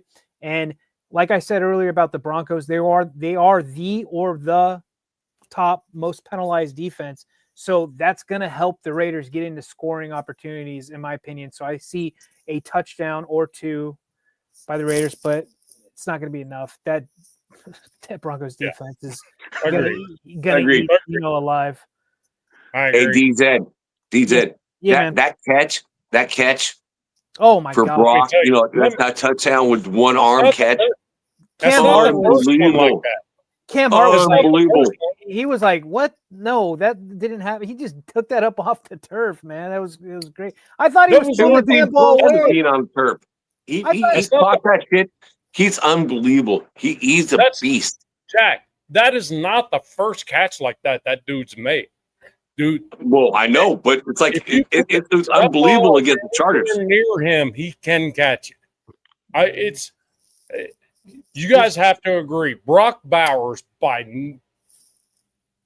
every stretch of imagination, he is the best tight end in the NFL. Tyler Warren with the Not Colts. not even the best tight end, but And I'm going to tell Oh, but best you're tight two end different probably styles. ever now. I got Hands and route Mike running picked up. wise. His records are gone. Tyler Warren does great on seam routes. yeah, well, because Brock he's Bowers just a different catches body style. anything. No, yeah, I agree. They're two different I- styles, right? They're just two different style tight Agree. ends, and I'm excited to watch them. I hate one's a damn Raider; it pisses me off. But, and I love to get my boy Gaston going because I think he's got the potential and to that's be what special as well. And that's what pisses me off. The team we have, how much it sucks, the turmoil and all that shit. We have that dude. Brock Bowers is that dude. Yeah, He And is he's that dude. And he's dude, on a and I team. love Meyer or Mayer, however you want to say his name. I know Mike he wasn't- Mayer. I know And he the thing wasn't is, Mayer. available, but he's With a Mike great Mayer second pairing. and them for on guy. two sides, 12 personnel. It's freaking hard to freaking Telling you, deal. man, get an average O line and a competent quarterback back there. Just can't. You know. I can't even freaking. I'm done. I don't know. Right? It's like fuck. We Now, if I get you, bro. we got So- stuff. We just don't have all the stuff we need. Yeah. You got the ingredients, but you're not putting them together, and so We have no. We have the recipe, but we only have two or three ingredients. Yeah, fair enough. Yeah. Yeah, fair enough. Yeah. That's probably better. So, Right. DZ, I want to talk about your game. Big game. Now, Big game. this is a big game for the Chargers. Oh, I think yeah. this is kind of the, if you can do it, then I think this is kind of the defining moment for your team this season, if I'm going to be honest. Yes, That's and no. true. Yes and no, and I'll get into that. Yeah. Because the Chargers from right after that Raiders game begin a gauntlet. Like it is I think it's the toughest remaining schedule in the league right now. It is Eagles Monday night. I just want to interrupt and say, Zahn, that is the funniest shit I've seen in a long time in the comment right there.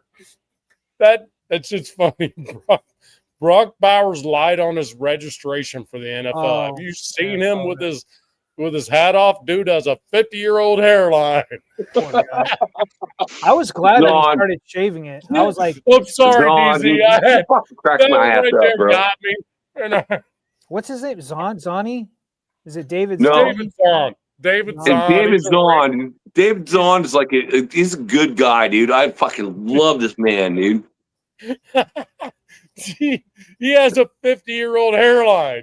What the David, we fuck? do this every week. Hey, Every Wednesday. David Zahn, look at my hairline. Seriously, Yeah, I got but the you're a same thing, 50-year-old, man. so that's normal. I got the Normal. Brock special, But man. I look. just can't catch. But not me. I'm a 50-year-old. Look at this. All this shit. My genetics are trash. What happened? Hey, All right, let's get back to the good for game. you now. sorry, You got DZ. fucking good My hairline, bad. Eagles motherfucker. game. My bad, brother. Yeah. Rod. So I'm sorry. Eagles are coming off back-to-back losses. They had they got embarrassed by Chicago.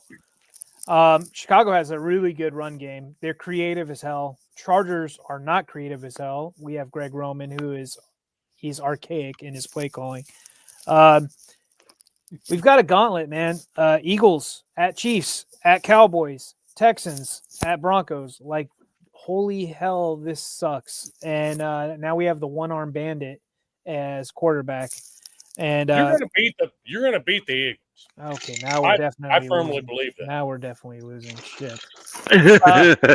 And then so we don't know if he's going to play. He hasn't practiced yet, but he's done this where he hasn't practiced all week, and then they're going to design some damn cast for him. It'll be like hard because they had to do a surgery on the outside up here. They put in a plate and a couple screws. Yep. And so he's probably got swelling right now. But the thing is, can the Eagles lose 3-0? It's like these teams never lose 3-0. So it's like, yeah, you know what I Yeah. mean? I'm like, they're coming to LA. They suck. They're They gonna have actually suck. they're gonna have their fans out there. They're struggling. Look, they've only scored 25 points in the last 6 quarters. Right. So there is They that. suck. I just no Lane Johnson either. I think that's kind of hurt. They suck, and there's no reason why they should suck. Is the problem? They suck in a way they shouldn't be sucking. Now You know what I mean? Now look, if Omarion Hampton, fingers crossed, should be coming back this game, which would be a huge boost, which would be a huge boost for the running game. But he was second time in a non-contact jersey at practice, which I'm like, all the fans thought they held him out of the Raiders game to get him ready for the Eagles game. Because the rumors were he was going to go and play against the Raiders. So they're like, no, he's not playing. So we're like, okay, he's playing against the Eagles. Well, he's still in a non-contact. But if he comes back, fine. Well, it'd be nice to have a 1-2 punch. You know, I mean, Jarrett Patterson did pretty well. But you guys got to understand, Patterson and Vidal are like 5'8" and 5'7". You know, Hampton, he's I think he's 6'1" or 240 pounds or whatever it is. Like 230, 240. Yeah, so it'd be nice to get him back, especially with that D line that the Eagles have. But I've got the Eagles. The Eagles are favored by, I think the line dropped to 2.5. I don't know if it went back to 3. It keeps going up and down. I'd take that all day. Yeah, unfortunately, I've got the Eagles winning 20-17. I'll take that all day. I've got them taking it, and I just there's too many things. But look, there's on a plus side, Justin Herbert's 4-0 in primetime games. This is another primetime game. Can he make it 5-0? I don't know. There's just too much stuff. I don't know. DZ, I got your back on this one, bro. I got your back. Quarterbacks, when they injure their offhand, they have to sit in a room and take snaps, not practicing, but in a room and take snaps to see what's comfortable for their offhand. Yeah. Right? So surely he's doing it. And I'm telling you what, Justin Herbert is probably one of the biggest badass freaking He's tough. That's quarterbacks in the league. He's a Josh Allen clone. Him and Josh Allen are kind of the same dude. You know what I mean? They're tough. He's not gonna miss this game. I don't think he's gonna miss it either. But the thing is when you're playing, say, 99% of the time from shotgun, you really limit your offense and what you can do in your running game. And like I said earlier, we don't have a creative play caller. We've got a freaking idiot. Greg Roman. But you had Justin Herbert, DZ. It's like, Herbert is like, the best quarterback in the AFC West. 100%. Put that back up there. Put that back up there so everybody can see it.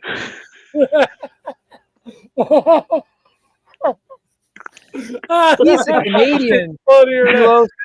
They don't say that word in Canada. You don't say that word in Canada. Oh, that's funny.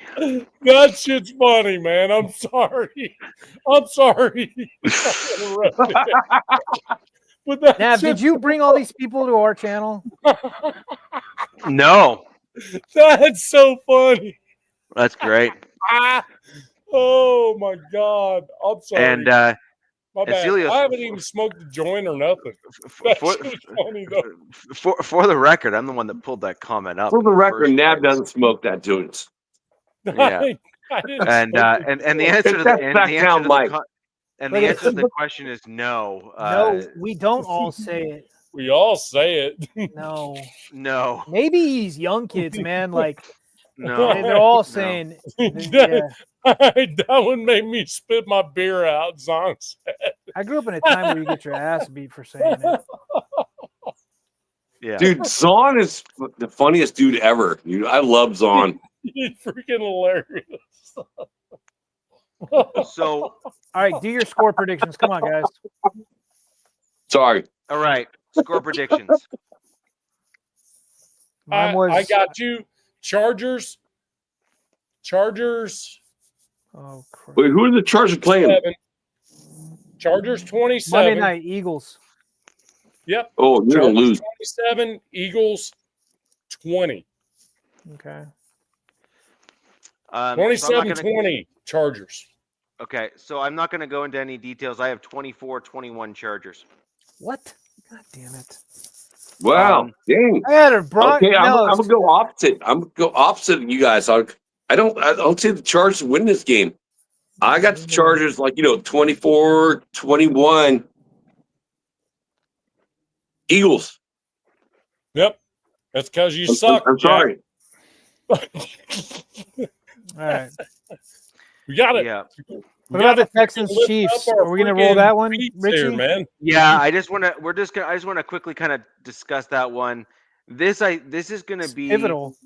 like this is the Mount Everest of the Chiefs season right now. Yep. Like it literally is like the peak for them. Yeah. Thanks, Mike. Appreciate it, my man. So this is the make or break for the Chiefs season. Like if we're gonna be honest, we just need to kind of say the thing and just be honest about it, right? Once the Chiefs lost to the Broncos, it put them immediately behind the 8 ball because they no longer had the divisional win against the Broncos. And then the Cowboys game really put them behind the 8 ball because of the loss to the Cowboys there. So now you got those kind of back-to-back pieces, and now they have absolutely no room for error. They must win out every single game of this season if they wish. And look who they're going against. Probably the best. I mean, Richie's D-line's damn nasty. This is like 1A to that 1B. They are scary. The Houston Texans D-line is nasty. And look, I think the Chiefs are going to be without 3 starting offensive linemen in this game. The 1+, it is in Kansas City, so there's that going for them. It's going to be cold up there, and this is the Texans are a dome team going up there. But man, I just put it in the chat. I'm going to give my score real quick. I've got the Texans taking this 24-23. Huh. And I wish Davis Mills would start because I feel like the Texans are a better team when he starts over CJ Stroud. I don't like the way the Stroud-led Texans look this year, but he will be starting. Go. I think Chiefs are going to get fucking spanked. Yes. And the score is what it is, but the Texans are winning. I'm not even going to put a score up there. It's going to be... Come on, Nab, put a score. Probably like 23-17 or something like that. But, I mean, if you look at Texas stats and defensively, they're first in the NFL in total yards allowed per game, 264. Points allowed per game, 16.5. Total points allowed all year, 182. Pass yards allowed per game, 172, third in the NFL. Rushing yards allowed per game, 92.2, fourth in the NFL. 25 sacks, 10 picks, 53 passes defended, 3 forced fumbles, and 6 of those 8 were recovered by them.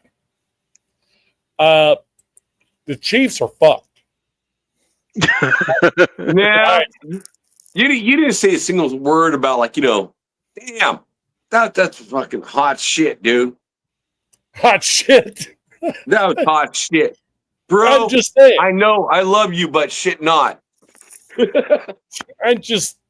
Okay, so what do you think the score is going to be, Jack? Since Nevis Oh my god, it's gonna be an ass kicking. I said for, like, a while, like, KC's gonna be, like, defending, like, their stature, but it's over. It's over, so it's done. So they're gonna get their asses kicked. I want to say, like, 27 to, like, 13. I don't even think KC's gonna do that well. I think Didn't I say that 27? defense is gonna be that good against them, and it's gonna be the first time Patrick Mahomes is gonna be like, oh my god, my shit's getting my ass handed to myself. So that's the way I feel. My ass getting my ass handed to myself. Is that what he just said? He did. Nav, Yeah. California. Okay, so with regards to this game, I have this pretty straightforward. Look, I have relatives there. I say this to their face. So it's like, I have this as I actually think this is going to be a bit of a romping, in my opinion. I have it. I put it in the chat already in our private chat here. I think that the Patrick Mahomes is showing, actually, in my opinion, that he's getting uncomfortable in the pocket. He is not showing that he has the ability to step up. He's kind of getting rid of the ball. He's trying to do all these, like, crazy plays and that kind of stuff. The difference between this game and the Cowboys game and the stuff that we saw is that the Texans will bring him down before he can make the crazy throw. They've got And they also have the defensive backs to pick off those plays where he's, like, slightly overthrowing, slightly underthrowing, and that sort of thing. And that will not end well, in my opinion, for Mahomes. And by the way, we've seen this story play out before when he gets pressured and is kind of trying to chuck it away, where he ends up throwing 1, 2, or 3 picks in a game. Not regularly, but it happens from time to time. So I have this one as a bit of a blowout. I have this one as 31-21 Texans. So about 10-point game. And I think that this is going to be one of those. I think the Texans defense are going to allow the Texans to kind of get that extra bit of lead. And then I think that the score at the end, or the push to come back from the Chiefs, is going to be just a little bit too late. Yeah.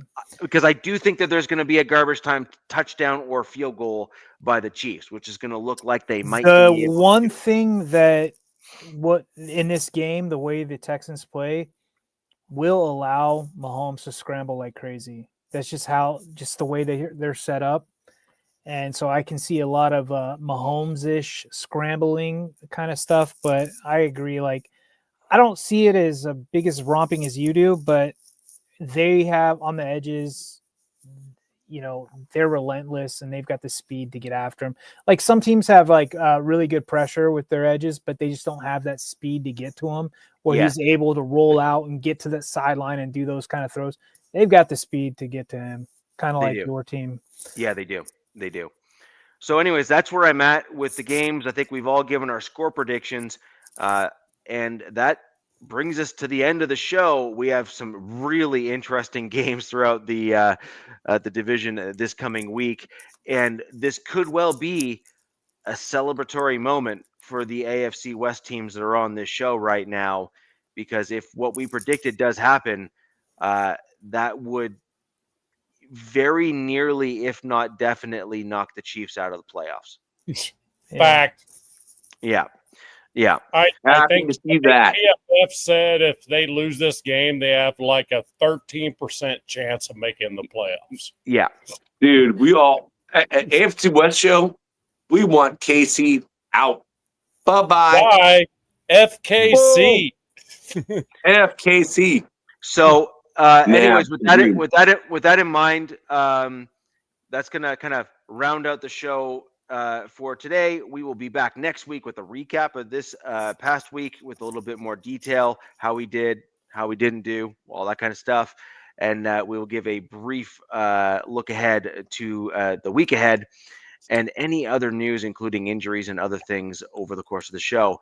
If you have any questions that we missed, go ahead and leave it down below, and we'll do our best to respond to you after the show. Our X handles for the majority of us here, except for the one guy at the bottom left, are down below. You can reach out to us, DM or message if you have any questions about our respective teams as well. Anyways, guys, thank you very much. Until next week, where the West Side's the best side. Peace! Fast lane when I pass in the street, bag of money in the passenger seat. Tempo's been asking for me on the road from the west to the east. Way up, I might never come down, cause the coast racking up the flame out. So high, I might never come down, so what, this is my lifestyle.